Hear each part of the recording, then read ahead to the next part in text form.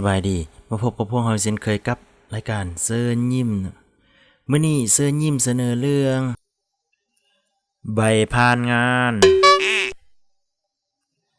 มื้อนี้เสนอเรื่องใบผ่านงานเนาะไปฟังกันเบิ่งว่าสิเป็นจังได๋แต่ก่อนมีเท้าดำน้ำสมุทรเท้าดำนี่ก็เป็นพ่อห้างแ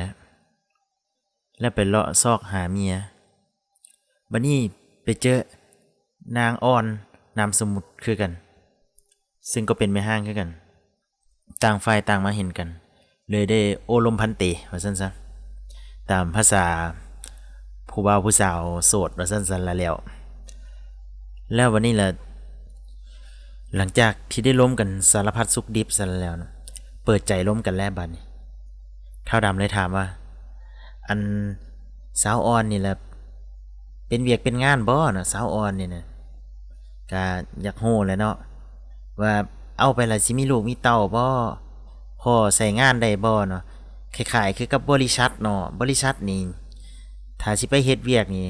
เพิ่นก็อยากฮู้ประสบการณ์ว่าซั่นซะประสบการณ์อยากเห็นใบฟันงานเนาะถ้าน้องมีนี่ก็มันก็สิดีแหล้วสมัครเวียกสมัครงานก็ง่ายว่าซั่นซะเฒ่าโอดำเว้าจังซั่นแล้วนางอ่อนเลยตอบขึ้นว่าน้องก็มีแล้ววะนี่หัวดำจุนพูนอยู่หั่นนี่ซองโตหั่นนี่ใบผ่านงานซองใบของน้องเลยหั่นน่ะ11 points have been